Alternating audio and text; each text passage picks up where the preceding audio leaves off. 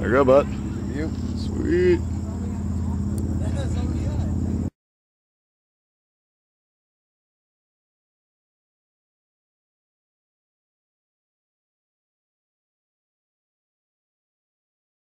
Got it. Catch and release, baby.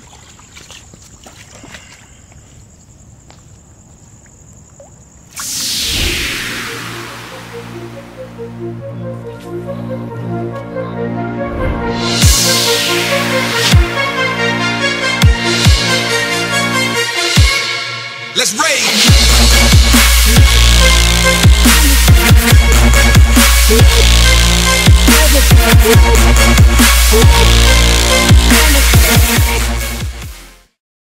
Yo, what's going on YouTube? Alright, so today's video, I really wish it was fishing. I want to get out and go do some fishing right now so bad, but way burned out. I've been on a mad work streak, like long work streak. I think I got like 4 more days to go. I think I got 10 days in already. So figured why not sit at home and do a video for you guys on the modifications on a River2Sea S-Waver. Now I do this to all my S-Wavers. There's thousands of videos out there on YouTube of the modifications done. But I said, you know what? Got a brand new S-Waver. Why not make a video for you guys on how to do the modification. Now what the modification does, on your normal S-Waver, you get a tight S-waved motion. And that is due to, let's go ahead and open it up.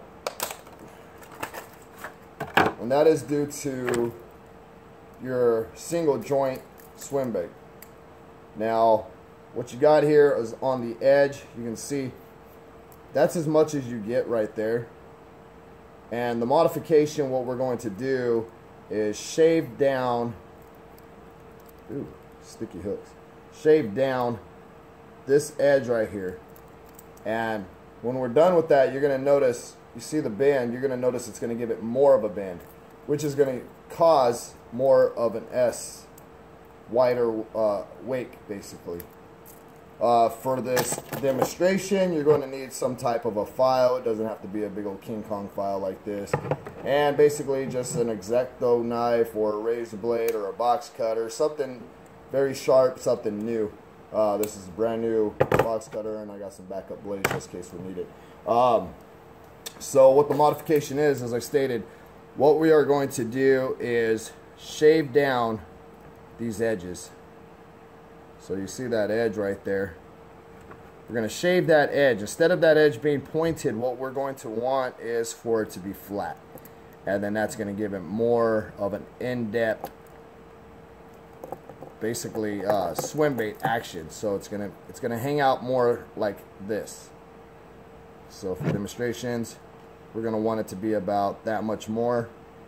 And then for this side, we're going to want it to be about that much more.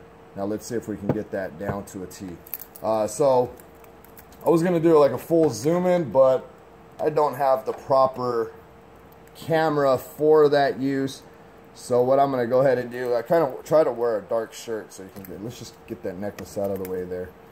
That way I want to kind of like reflect off of my black shirt so you guys can see it. So we'll start on this side here. As you can see, it's pointed.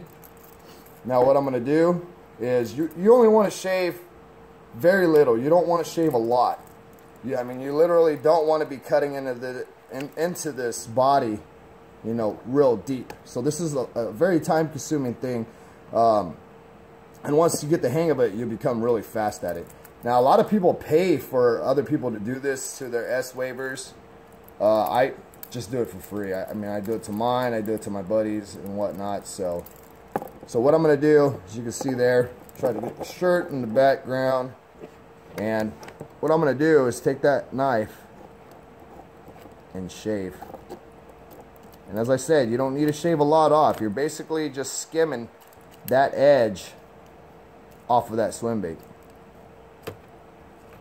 And you want to go all the way from edge to edge. So basically, you don't want to go around.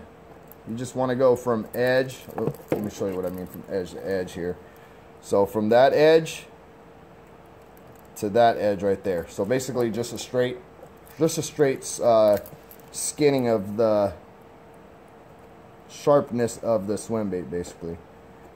And you'll be able to see it. Like when you, like right now as I'm skimming this off, you can start seeing the different textures of the swim bait. So at one point of the inner part of the swim bait, I don't have a great focus or none of that stuff. It's horrible. I'm going to buy me a camera. I promise you guys, this coming week with my YouTube check, I will be buying a camera that I can get better footage. But in here, you'll be able to tell it's like a yellowish color, and then when you're skimming it off, it's going to be like a clear. So that kind of gives you a really good visual of what you're cutting away at. So, just like so. And as I said, I'm not digging. You want to be very careful because this is really easy to accidentally just, you know, when you're carving, you accidentally dig right into it. And it doesn't require steady hands. I'm a very shaky person. More or less, it just requires, you know, the patience, and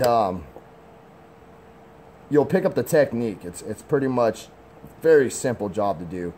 Just don't think about it, just do it. That's the way I look at it. And I mean, even if you screw up a little bit, it's not going to affect the swim bait. It's not to where, you know, let's say you accidentally dug in too deep. It's not going to affect it to where the swim bait doesn't work, and it's fixable. You can't add of what you take off. So that's why I say take very little off at a time, and then you just get a good visual. Keep a really bright light next to you, and you can put it up to the light like I'm going to do now. And so see, I still got somewhat of an edge on there. And I'm going to go ahead and start. I wish I had a great camera I can, you know, demonstrate this to you guys.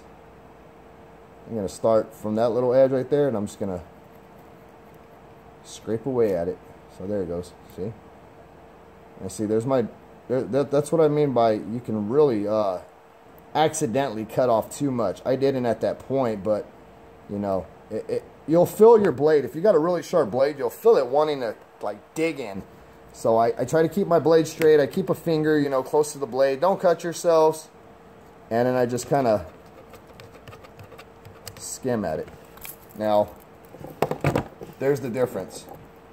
You can see how much it hangs over there. And that one's like up more. I don't know if you can see that angle. What we'll do is, alright, so there's that angle there. It's right there. Just keep that visual right now. And what I'm going to do is spin this bait around.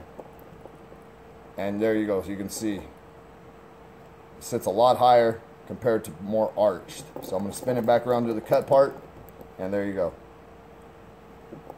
Now what I like to do from here, since that side's basically done, before I start sanding it down or filing it down, I'm going to go ahead and jump onto the next side.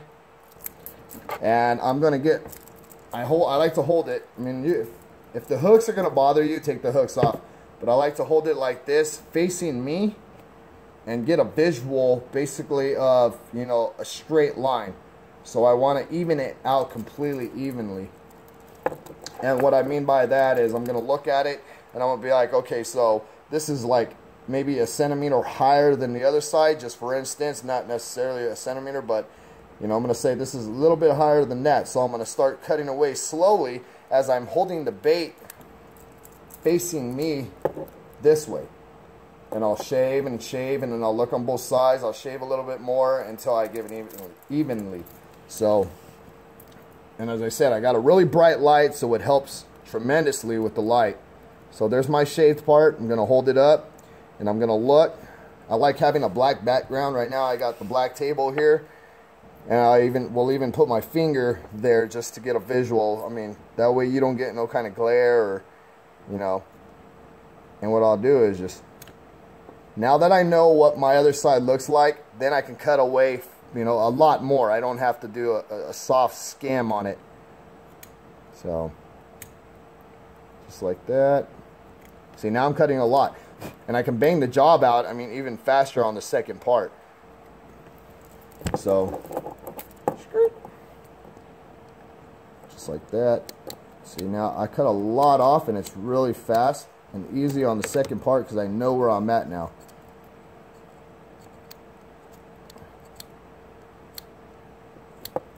go. So, and another way, if you don't feel confidence with your visual of your eyes telling you that it's even, what you can do is lay this down like this on its back on a piece of paper. Oop. Let me get a piece of paper real quick and I'll show you what I mean. You can lay this down on a piece of paper and trace it. And then what you'll do is flip it the other way and then flip it upside down, and then you'll be able to see if it's even or not, if that makes any sense. So I'll go ahead and demonstrate that right now. I'll do it just to make sure that I'm actually even. And it's not going to be perfectly even all the time. One side's always might be a little bit bigger. I mean, if you have like some massive OCD, then you can sit there and literally get it down perfect. But so these hooks are so sticky. So there you go. So I traced it. You can see that's the way the swim bait was sitting, like that, but you know, at its edge, folded. So there's the angle. Now what I'm going to do is I'm going to flip this over and I'm going to trace it, and it's like perfect, almost perfect right there. There's the second. So probably just a hair off, just a hair. You guys can see it's probably, if that, I mean, it's almost perfect. So that's how easy it is, guys. And that's all I really want. Oh, lost my pen. That's all I really want. There you go, see? Now, I don't remember if you guys remember how much more up it was. But let's see, hold on, excuse me. I got a message and it's blocking my view so I can't see the video. So there you go. And there you go. So now what I'll do is take the file, run the file on top of it just like that. Take the other side, run the file on it. Now if your file is real heavy and solid like this, and what you can do is you can get like a nail file, and you can run a nail file on there and it'll smoothen it out. Because another thing you don't want a really sharp edge or any kind of like indent groove. Because if you're using like braid or something, and let's say for instance your swim bait gets hit, flips, and your line gets stuck in there, the last thing you want is for, you know, a sharp edge to be cutting away at your braid, or for that braid to get launched inside of a little gap. You know, let's say you accidentally cut too deep, you can always fill that crack or whatnot. A good method I've seen people do if they accidentally cut too deep is get like some Gorilla Glue, put a little bit of Gorilla Glue in there. Try not to get it on your metallings in the inside, I guess you would consider as your notches. Try not to get it in your notches, but just to be able to fill the hole. And that way, you know, it kind of fills up for your mistakes. So you get the file, run the file on there. I'm not pushing down at all, no pressure whatsoever. Just basically running it on there. Now, who showed me this was my buddy Kanan. He had a buddy do his. And I was like, oh, dude, that is so cool. But his buddy's from California. I really didn't want to ship my swim baits, you know, out of state just to have this job done. So I looked it up on YouTube. This isn't my idea. This is, you know, this has been going around for quite some time. I'm just demonstrating to my followers how to do it. And looked it up on YouTube, looked it up online. Gave it a go with one of my old S-Wavers and absolutely loved the functioning of, you know, the swim bait. Now it's got, you know, it's going to have a way longer and wider action to it. And you can also twitch, you know, a lot of people know the S-Wavers. You can twitch bait them or whatnot and, you know, get some good action. And what this also helps is, let's for instance say you want to do a 360. So these hooks are so sticky. I should have put hook guards on there. Say you're bringing it in and you want to do a 360. So you're going to flip your rod or twist your rod and crank your reel in real quick, and you get that 360. Now you get a wider 360 motion, and that causes a reaction bait if there's a fish in the front. So for instance, you're swimming like this, now you got this wider reactions, twitch 360, and then you get the fish to go ahead and launch on it. So there it is. See if I can get up close and give you guys a visual how it looks. Very smooth, very easy, and I do apologize about the bad quality. I will make up my videos for you guys on, you know, for my review videos and demonstrations and stuff like that. I am going to buy, a camcorder with a better view. I wonder how many times I hooked myself just in this demonstration. So, yeah, there she is. If you guys have any questions, hit me up. If you don't feel confident in doing it, I personally will do it for you myself. You know, that's if you feel confident with sending me your S waivers or whatnot. I mean, this is my channel. I'm not going to burn my name out on it. So, you know, but you guys, anybody can do this. It's really not that hard. It's really easy. Just give it a go. I mean, these things only cost maybe 15 bucks at the most, unless you're going with the 200. Then the 200, you're looking at probably about $40–50. But you guys can do this. You see how simple it is. I at one point too was afraid to, you know, give it a shot, but I just showed you a bunch of demonstrations on how to make sure, you know, you can write it on the paper, trace it, make sure it's even. There's a lot of tricks to it to make sure that it comes out perfect. So you guys got it. Stay tuned. I'll be tossing this bad boy out there this week. My other S waiver took a lot of beating. These things, man, I'll tell you what, from striped bass to largemouth bass, smallmouth bass, I'm pretty sure pike, walleye, everything's going to munch on these S waivers. River2Sea, you guys check them out on Tackle Warehouse. I mean, that's where I buy all mine. You can find deals on eBay and stuff, but I like Tackle Warehouse. You know, I like to support Tackle Warehouse a lot. So there she is with the modifications, you guys. There you go. Much love and respects. Please hit that thumbs up, rate, comment, and subscribe. And I love you all. Thank you.